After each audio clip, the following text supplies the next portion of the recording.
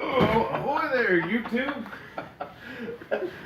Back again today for more of our Origins Bonanza blog coverage here live at Origins 2017 with my buddy Brandon. Hello, good morning. And we were a little too lazy, a little too much drinking to do this before, but we're going to lump together our Wednesday, Thursday recaps, what we saw, what we liked, what we disliked, our initial thoughts on Origins, because this is both of our first Origins. Yep.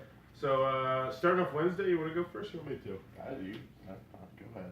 Alright, so I did about 30 interviews Wednesday. I saw a couple cool things. Nothing really that blew my socks off. Rick and Morty's Total Recall from Cryptozoic. I was actually pretty stoked about that, and I interviewed him, and I got to talk about how much creative freedom they got with that IP. Because I've talked to other game creators, and they told me that, sometimes they're very restrictive about what they can and can't do with popular IPs like that. But he's like, no, they pretty much gave him completely fair game, and he was just able to do whatever, and that looks like a really raunchy, pretty fun game, so it's definitely on my radar. There's a bunch of Rick and Morty stuff coming out, right? That seems like to be an IP that I saw like 3 or 4 different things. Yeah, this one actually seems more like a strategy game, though, so that's why I'm excited about that one. Alright. I also saw Star Trek Ascendancy, the Borg from Gale Force 9. That's one of those games that I want to play in the future. The idea sounds really cool. But this is going to add kind of like an NPC character, an AI character, so it'll allow you to play solo, but you can also play with it in addition as well, so that excites me for some stupid reason. Yeah, there was like a lot of kerfluffle about that too, because Ascendancy starts out as a 3-player game. Yeah. And there was supposed to be an expansion to get to 4 players or something like that, but they got caught up in IP hell. I think they have 1 or 2 extra races, like the Kardashians and stuff you can play as. But this will let you play it solo, which I think is going to make a lot of people happy, because with a game like this, it's hard to get to the table. Oh, yeah. Let's see, I got 2 more games. I got the Munchkin CCG from Steve Jackson Games, and I was very pleasantly surprised about this game. I wasn't able to shoot a video on it, unfortunately, because they said it's a little too rough. It's not quite ready yet, probably at Gen Con. But it is, and I'm not a collectible card game. If you know the channel, you watch the channel, I'm not a collectible card guy, I'm not a tradable card guy most of the time. I dabble a little bit into the LCGs, but this was really cool. It has like this really neat bluffing aspect. It seemed pretty clean. I like the artwork. I like the humor. Designed by Eric Lang. I think this one's going to be a really big hit for them, and it might get me playing my first CCG since Magic like a decade ago. But last, Overlords of Infamy from Obscure Reference Game. I sat down for about 15 minutes and talked with him about that one, and I really like that one. It is a combination of Catan meets Lords of Waterdeep. So essentially you're going to be trying to complete all these various different tasks. You'll need like 4 green cubes and 2 red cubes or whatnot. But you're playing as evil supervillains, and you're trying to complete evil quests. And there's a really good sense of humor in the game. Like, I was looking at the cards, and it's a very funny game, which is hard to pull off in gaming as well. And then the Catan aspect is you're going to be laying down tiles, and those will be your tiles, but then there's going to be like this little superhero adventure in the middle who's going to come and try and foil your plans, and other people will be moving them. I'm really excited to try this one and get this one to the table. What was that again? I want to check that out today. Overlords of Infamy. It's actually right there holding up the camera. Oh, okay. Right on. And cool. I think that's pretty much what I got for Wednesday. I didn't see too many things on Wednesday that knocked my socks off. The Champions of Midgard's expansion looked cool, and a couple other things. But for the most part, I got a lot to talk about on Thursday. But what about your Wednesday? Alright, so I'll start off my Wednesday with the registration process, because I think that's important to hit on. Bingo. We, like Forrest said, it's our first Origins. We've gone to Gen Con a couple times, or 2 for me, and at Gen Con it takes you about an hour usually to get checked in, even if you've registered pre for everything. 3 minutes. What? 3 minutes. Are you kidding me? I'm dead serious. There was a decent line too, wasn't there? I mean, there was some people in line. It's nothing like Gen Con, but it took less than 3 minutes for me to go boop. They give me my badge, they gave me my ticket, sent me on my way. And this was like noon opening day of the show. Noon opening day of the show. So immediately, that was like the first impression. Immediately, I was like, "Oh boy, we're in for a good day." And that was really positive. And then you go in, and there's the main gaming hall, and the exhibitor hall is not even open on Wednesday, so there's just a gaming hall. That's all it is. and that's super cool. So I played a few things. I'm only going to talk about a few of them probably. Played a game called Pinball Showdown from Shoot Again Games. That was the short version of that. Is the idea is that you're the pinball and you're going around this sort of made up fake pinball landscape, and you're collecting pieces like bumpers, rollovers, drain holes, and things like that. And there was a neat little mechanic where you've got tokens that indicate whether you're doing a controlled, like sort of steer towards the device, or if you flip it over, you get speed, and speed is required to get devices. And there's neat little combos. It was a really simple game, but I could see like a lot of strategy and a lot of depth in it. And it played for about an hour. Really enjoyed it. If you like pinball, you'd love it. You'd love it. It was good. I really enjoyed it. I did a Kickstarter one on that. I enjoyed it. I remember there was one thing that I wasn't the hottest on. Like, I think maybe there was a little bit too swing or something like that when you got into the wizard mode or whatever. Oh, yeah, there was a wizard mode. You can get, like, double points. Yeah, I can see that. Other than that, I definitely like that one as well. Sat down and played the Upper Deck Legendary with the new Noir, Noir. So they took, I guess there was a thing in Marvel where they did like characters as they would have been in the 20s and 30s. So there's like a 1920s Luke Cage and something like that. Don't crucify me, Marvel fanboys. I have no idea what I'm talking about. But they set it up, and to be short, it was Legendary with some new mechanics. And the mechanics weren't all that great. So, I mean, had I won it, I would have been like, yay, cool, I got a new expansion. But it's not one I'm going to run out and buy. You mean won the actual game, right? Yeah, it was a win-a-box. So okay. if you got the most points out of playing, you would have gotten the box of Noir. But I didn't win. I lost by like 2 points, but I'm not mad. So that was that. Got to play Mansions of Madness 2nd Edition. I'm torn on this one. Really? I really am. I like the concept. I like the idea. I like the interaction with the iPad. If you don't know anything about it, you set up a board, and it is driven largely by an app where it says, put a thing here. When you get to it, you basically push stuff on the screen on the iPad. I like the story. I like the whole, hey, roll stuff and put in your result. It got tedious after a time with all of the text and what you have to do as a result of the text. I felt it was really tedious after a while. You get into a fight, oh, blah, blah, blah, blah, blah. There's like 3 sentences before it says, make a will check of 2. I just had a little bit of a problem with that. I did like the stress. I did like the sense of urgency that you got. We wound up winning like barely, which is I think how you're supposed to win a Cthulhu game, really. And having done the beta for it in FFG, it was nice to see the final result. But other than that, I don't think it's for me. Yeah, that's all I got on that. That's really it. Those were the things I really want to talk about. And I want to mention one more thing. Yeah, it's really interesting how they do the Wednesday here, because if you go to Gen Con, you know the exhibitor hall is just non-stop selling. Constant. And there is one here that is, for the most part, non-stop selling. But the exhibition hall is kind of like a weird mishmash where it's just a boatload of gaming, but there also are some booths that were selling stuff, which I was really interested in that as well. But yeah, you could spend all day just in there playing games and checking out a lot of new hotness. There's a whole bunch of companies that have booths in there and then also booths in the other room as well. So you can kind of demo the games there, go into the other one, and buy them there, which I thought was cool Yeah, as well. Cool. That's a cool thing. And the bar on 2 thing was kind of neat, even if it was way too expensive. There's a bar at the Hilton where they just have a big area and there was a ton of gaming going on. Very social, feels very inclusive, all that stuff. I like that. $14 for a double. Yeah, $14. Oh, Kingmakers, duh. Kingmakers, yeah. So we went to a local board game cafe called, board game bar, I guess it'd be more like it, but cafe. They also allow kids in there, called Kingmakers. And I liked it. It was $5. You could buy just a non-stop gaming for as long as you wanted to sit there for $5. Yep. And, you know, the drinks were okay. I mean, they were good drinks. Yeah. They were a little bit expensive, but you go down, you sit, you have a couple beers, you sit there for a couple hours, you spend $20, and you have some fun. The game selection was a little bit lacking, which was something that I know that we all noted. It was It was a little bit. It was fair. Surprising. It was decent, but I felt like it was geared more towards casual stuff.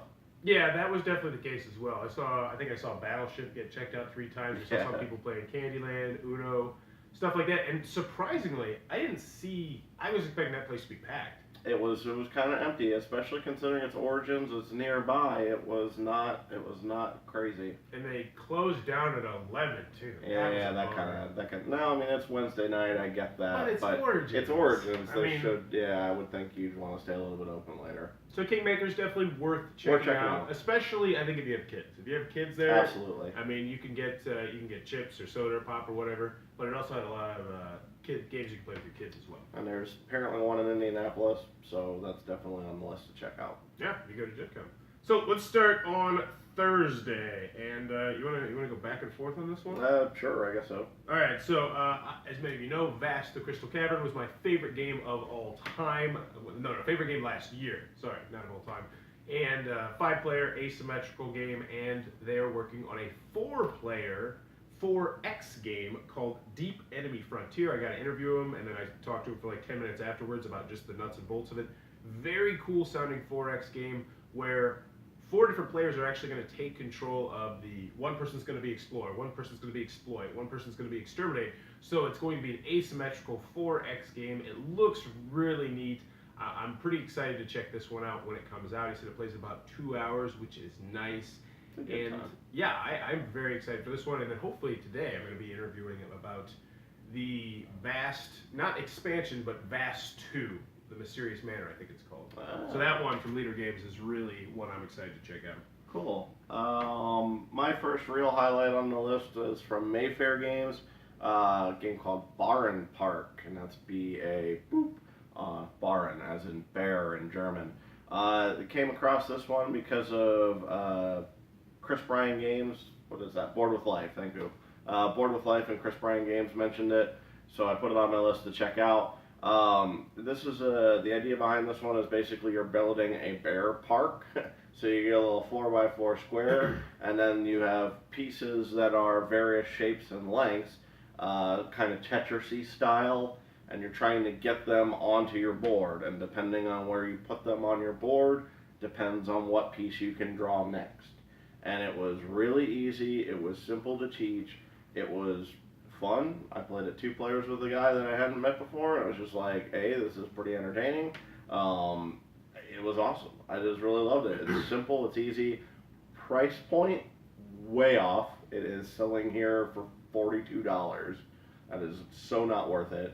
However, they're doing if you demo a whole bunch of Mayfair, you can get a game for 50% off. Whoa! And if I can get it for $21, I'll probably walk out of here with that. That's pretty nice. So Bahrein Park from Mayfair, really like that. I'll actually talk about this one. I'll go next again. I'll do 2. You can do. Oh no, but I had a bear game. Oh, well, go ahead then. Do yours. Yeah, let's stay on bears. I actually have another bear game. I have another bear game too. Oh, well, perfect. While I was back on the bears, mine is Paranoia from Vile Genius Games. And I got a chance to play this. This is a 1-minute social deduction game that immediately won my heart. He's reprinting it, and it is essentially, you're going to get a card, and you're in a summer camp, and there's a bear in the summer camp. And the kids want to figure out who the bear is so they can get rid of the bear. And the bear has to talk like this. But there's also these cultists. There's always cultists who want bears in camps, because that's the cultist thing to do, apparently. But there's all sorts of silly rolls, and it's 1 minute. It's going to be coming in a tough box, I don't know, later this year or next year, from Vile Genius Games, who actually has a lot of stuff coming out in the near future. So I really like this one. And for 1 minute, for what it was, I enjoyed it a good deal. I immediately was like, hey, do you have this? Can I buy this? And he's like, unfortunately, I only have this copy. And I was like, ah. Yeah, Paranoia. Check that one out if you're looking for a 1 minute social deduction game. And our 3rd straight bear game. Apparently bears are hot right now. Barricades. This was pretty entertaining. The short version of this one is you've got a lumberjack deck and a predator deck. And what you do is you flip over 5 predators, and those are the things like the barricades. So if you think bear plus barricade. Anyway. Who's this by? 9th level games. A real small publisher. Yeah. I mean, I'm pretty sure they have like 2 things. Um, so you flip over a lumberjack, and it's going to come to your forest, which has 4 animals that have special abilities. And the idea is that you have to deal with the lumberjacks that are coming to your forest, and they'll move around. They go from person to person to person, and you're just kind of trying to mitigate and deal with it. And it becomes this really interesting game of survival towards the end. You're kind of starting off with like, everything's fine, and then at the end you are no longer drawing cards to protect yourself, so you are just dealing with what you have, and it gets real interesting. And the idea is it's sort of like the old adage that you don't have to be faster than the bear, you have to be faster than your buddy, and it's all about survival. And it was really cool. Played in about an hour. We had 3 people played in about an hour. I thought it was a really neat idea, and the artwork is outstanding. The artwork is pretty freaking awesome. So, Barricades, 9th level games. Was that in the exhibition hall? It was in the main gaming hall. I might have to search them out. Yeah, I think you'd like that. All right. You gonna go? Yeah, I got a 2-shot from Smirk and Dagger Games. So I was pretty surprised. I played a couple Smirk and Dagger games. I'm not generally the biggest fan of them. I like Dead Last. I like that one a lot. But they have 2 games coming out that both interest me. The first one that's coming out, I believe, at Gen Con, is called Clear. And it is you're playing as a paramedic, and it's kind of a real-time game where the turns are going to be 1 minute, then 45 seconds, and 30 seconds. And you're a paramedic driver trying to make sure these people stay alive. And so you have to give them various different resources to get them to the hospital, because if you can get them to the hospital where they can get fixed, you'll get points.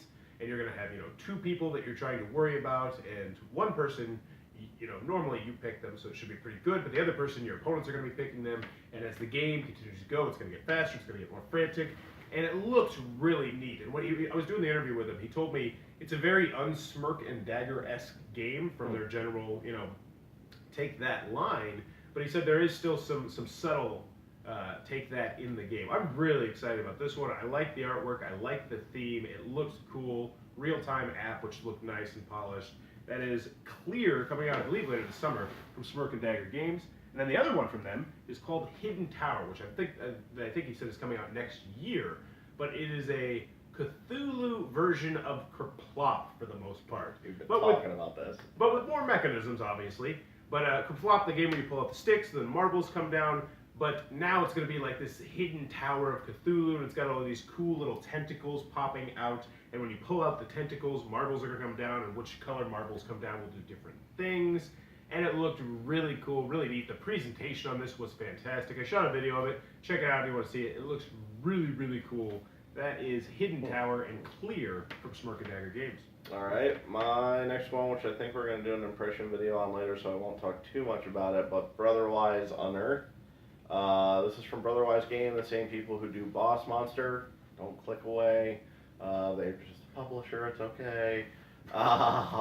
Unearthed. It was. I'm not going to give too much of my impression. I'm just going to tell you about it. Short version. You get ruins that you have a point value on, and you have 5 different dice, 3d6, a d8, and a d4. And basically, you're rolling the dice to try and get to the number that's on the card. But in the meanwhile, you're also building these circles using parts or using these little hex pieces. Looked great, played great, really enjoyed it. Just went live for a pre-order, not a Kickstarter, on Brotherwise, so be sure to check that out. I really enjoyed it. I'm definitely going to have to get an interview on that one.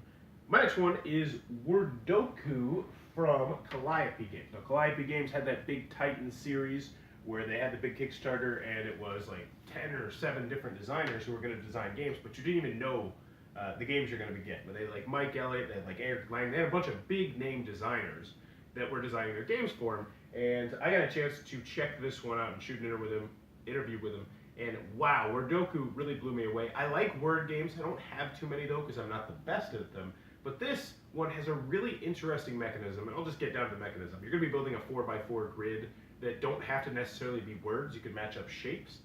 But the coolest thing about this is at the end of the game, you win for obviously winning rounds, but also for improving on previous rounds. So if you have a bad score first round and then the second round, it's like, yeah, I improved on my score, you get a victory point.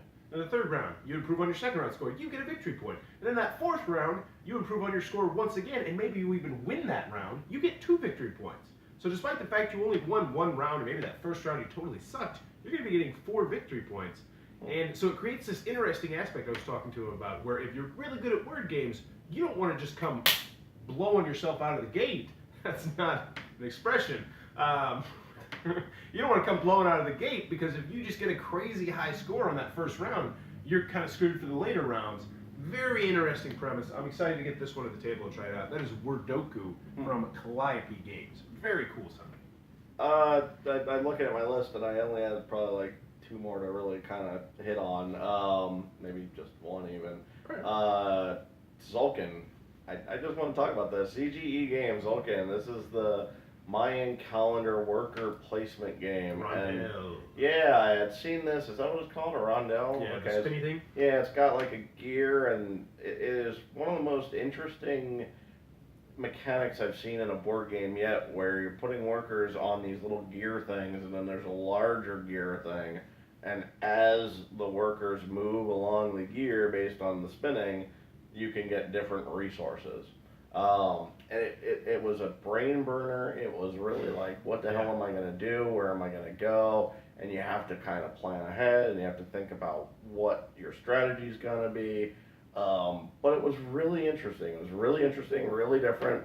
Excuse me. And I played against a guy who taught it really well, and I managed to win against a guy who knew the game. Humble brag. Yeah, that's right. It was balanced, though, and that's what I liked about it, is that it was balanced. Not a game for our group. I just don't think it would ever hit the table because it's so brain burnery. But it was entertaining and enjoyable. So I agree. Points to Zulkin. I gotta try to chance this. I got a chance to try this last year, and I was just thoroughly impressed. Just set your brain on fire, though. All right, I have a couple more games. Next one is Witch Slap from Prolific Gamer. Prolific. And wow, this one, I think I might get this one. I want it. So it is Spoons, but it's a gamery version of Spoons. And I'm just sitting there like, why has no one done this before? Why is this not popular? It's really cool. It is just like Spoons, but then there's like this aspect where you're going to be taking different numbers, and there's set collection. And it's really hard to explain, but all the cards have like 1 through 5 on them, and depending on how large your set is during the Spoons aspect, because you know normally you pass a card to the left, you're looking for repeat cards, and so if you have, say, 3 cards of a certain set, then you'll get to do a special ability. If you get 4, then you get a better special ability, but there's also like you have to slap cards in the middle once you get that set, and kind of difficult to explain. Watch the video I shot on it. I really thought this game looked really neat. That is Witch Slap. If you have a family that plays Spoons, try checking this one out. I don't feel like it's too complex that they would be scared off. Next one that I am very excited to talk about is Catan Legends of the Sea Robber. They are going to have another Catan expansion, but much like Arkham Horror, this will be an expansion exclusively for the Catan Seafarers expansion. So it's an expansion for the expansion, but it's going to have a legacy-esque aspect where you're going to be playing through 4 different episodes, going through the story. You're going to have short-term in-game goals. You're going to have long-term over the course of 4 game goals. And I am really excited to see how this one turns out. It just and this is the kind of thing that I'm really excited to see the reaction to it, especially from people who don't play many other games aside from Catan. Because you know there's people out there who just play like Catan, think it's a ride. And I have a feeling this is going to blow some people's minds. Is that expansion? Is that expansion? Yeah, I guess it would be expansion. I'm really excited for this one, coming from Catan Studio, and they said if it's popular there, which they think it will be, they're going to be doing that for some other expansions as well. So, we're good. You Thank too. you.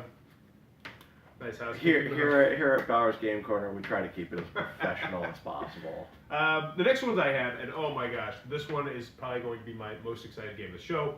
The second one I'm talking about. I went to the Bezia Games booth, which I probably just butchered that name, and I talked to Ted about Werewords, and this game looks really cool. So essentially, it's like Werewolf, but meets a game called Chameleon, where there's a word, and someone's going to know this word, and the werewolf's going to know this word, and the seer's going to know this word, and the villagers have to figure out the word, and they're going to be asking questions to the mayor, but the mayor can't say anything because, I don't know, theme. But so the werewolf is going to be trying to, throw everybody off the track because they know the word, and then the seer is going to be trying to steer everybody in the right direction. But at the end of the game, if they can successfully guess what the word is, then the werewolf has one guess to try and out the seer. And I was thoroughly impressed by how this game looks. I definitely want to demo it. I'm not sure how the video quality turned out because they turned on it has iPad implementation with Eric Summer, and they turned it up and it was super loud, so I don't know if that screwed up the audio. But really cool sounding game. Very excited for that one. But the game that I'm most excited about of the 2 days since we've been here, and I think that's the last one I'm talking about, is Ultimate Werewolf Legacy. Now, I am a werewolf fan. I think it was my number 3, 4, 5 game of all time. It's just one of those games I keep coming back to, and I just love the theme of the game, and I got to sit down with Ted, half the designers, obviously Rob Davio is the other one, and talk about it, and I was just excited to see what it was going to be like. Is it going to be where characters are going to get modified, like maybe the hunter has some other special ability if they get shot on night 1 or something like that? And there will be some of that, but he told me it's completely replayable, so it's not going to be like destroying cards. Also, the Catan one as well is completely replayable. But it's going to be... No stickers, no destroying cards, okay. But it's going to be more thematic. It's going to be more you and the villagers weaving together this story about your village, and from game to game and from night to night, there is going to be this story that's going to be changing. And he's saying, and I hope it's actually going to come to fruition, all this, that one game of Ultimate Werewolf to the next one is going to have a completely different story, where you're going to be taking different paths, doing different things based on the actions of the werewolves and the villagers. It sounds incredibly cool. He said, I think 8 to 15 players, which I like that player count. I am so stoked for this game. And when I was doing the interview, it's the kind of thing where I do so many interviews, you can tell when people are just legitimately super excited to talk about a project, and he was chomping at the bits talking about this, and I was chomping at the bits hearing about it. I am so excited for Ultimate Werewolf Legacy. That's awesome. Maybe the last thing I can talk about is last night we went to the Nerd Night, which was really cool. That was kind of neat. That popped up on I think it was Facebook. It's not really well publicized, but they had a whole table of games. They had a whole big area set up in one of the ballrooms where you could come in, grab something, sit down, and just play. So sort of like a library style. But they also had pizza. They were doing a fundraiser for the Children's Miracle Hospital. Yeah, Children's Miracle Hospital. Something like that. Sorry if I got that wrong. And then they were also doing just lotteries or drawings, which kind of got a little messy as the night went on. But hey, they were giving away free games, so who cares? Let's clarify there. It got messy because they had many games. Like messy. They had a ton. And it got to the point where they couldn't call off ticket numbers because people had left. Yeah, we left at like 1. And they were giving away games in like 30 minutes, and they still had probably like 40, 50 games. Yeah, it was kind of crazy. So big points to Nerd Night. We also played again, which is not new, but World Championship Russian Roulette, which was my huge game of Gen Con last year. It's still fantastic. It's a year later, and it's still just a freaking awesome game. And the funny part is I found out I've been playing it wrong all along. Figures. Not my fault. No, it's not. But like, it's still fantastic. It's still a wonderful game, and I had a great time playing it. So there you go. That was how our Thursday ended. It was World Championship Russian Roulette. And one more thing on that Nerd Night, it was a completely free event. The pizza was free. The pop was free. I mean, they recommended you contribute to the campaign, but it wasn't like one of those awkward ones where they're like standing there with a big jar and handing you pizza or anything. It's just on the table. If you feel like throwing in $20, go ahead. Yeah, tons of games. They had some big games of like Catan and whatnot set up, like the giant ones. Definitely. I think that is one place you're going to want to check out if they do it again and you come back. Yep. Another thing I want to talk about was, I'm not going to talk about the North Market. Everybody talks about the North Market. If you've watched any other YouTube coverage or Origins coverage, people will tell you North Market is an amazing place to eat. It is. End of discussion. Go there, get lunch, get dinner. It's spectacular. It's reasonably priced, and it is just huge portions. But the hidden gem I want to talk about, and a little bit controversial, is Brothers, which is actually right behind North Market. We just randomly went there. Brandon's idea. We walk in, and it's a college bar. Super and knowledge bar. oh my goodness, $2 hamburgers, $1 French fry. We're talking giant. Yeah. Like the kind of stuff that you'd normally pay like $8, $9, $10 in a regular place for. If you went, I said like if we went a block this way towards the convention center, it'd probably be $15. Mm-hmm. It was delicious. $2, you call it, drinks. Ridiculous. But there was a problem. There was a problem. We were telling some of our buddies to come on over. We just got done with a different event, and so they had a game and a big player mat. And we'll tell you about that event next. But they would not let them in with that said game because that's not their scene. Yeah. So I went back up and I was like, "Hey, you can't get in here with games, whatnot?" And they're like, "No, it's not our scene, man." And I was just like, Yeah. I've been thinking about that all morning, how we're going to handle that. We're going to talk to brothers or something. That was just lousy. Well, apparently, and they were checking the reviews on Yelp, and apparently they have they're pretty racist there. Like they only allow, I don't know. I don't want to speculate. I was gonna leave brothers for the overall impression video, but I wanted to bring it up because yeah. because if somebody watches this and maybe off chance they're on Origins, it's a great place to get food and to get drink. Just don't expect to play games. And it also, this was another cool thing about it. It had a very non-Origins vibe. That's true. Which is crazy. Like normally you're at Origins and you're anywhere a block or two around it, it just feels like you are at Origins. Yeah. But if you need to just get away for a little bit, this place did not feel like Origins at all. Correct. Absolutely true. Yeah. So yeah, but we will talk more about that in the. Yeah, I guess we'll talk. Yeah. Okay. All right. You want to talk about the last one, the Wits and Wagers? Sure. We had the opportunity to go to North Star, like what was it, a press night or something? Yeah, it was a press night. Okay.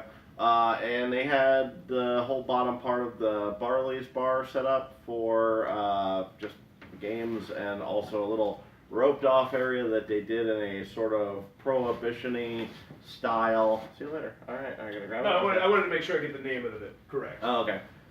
Sort of like prohibition-y style, I don't know, gaming area. And they had Wits and Wagers set up, and it's Wits and Wagers Party Edition. Vegas edition. Vegas Party Edition. Oh, that was Party Vegas Edition. No, I think the Party Edition is already out. Okay, Party Edition's out. They hooked up everybody with a copy of Okay, this. that. And this is the game we were playing. But there's also an expansion, I'm pretty sure, called the Vegas Edition. Okay. Which if you like Wits and Wagers, and I think I might actually give it the Powers Best Deal, the more I've been thinking about it, just because it's just an expansion. Oh, okay. But this expansion just elevates Wits and Wagers to a whole new level. And I love Wits and Wagers, one of my favorite party games of all time. But this is a giant playmat that gives you way more betting options. More betting options. And the betting options, I felt, balanced the game a little bit too, because that was my one big problem with the game, is towards the end of the game, somebody will just, everybody always can catch up, because you can just put all your money on that last big bet and just hit it big, and you'd win. But throughout the game, you are going to be betting big on this, and there's a 10-to-1 spot where you can bet on someone's answer If before you it's think revealed. they got it right, yeah. Before you know what it is, you can just be like, oh, that guy looks like he knows boxing, and this question's about boxing, so I'm going to bet $100 on him. But here's the thing, you don't actually lose the money, Right. because they're your starter tokens. So every single turn, if you put down your $200 starter token, you can turn 200 into 2,000 You have a shot at it. every single time. You can't bet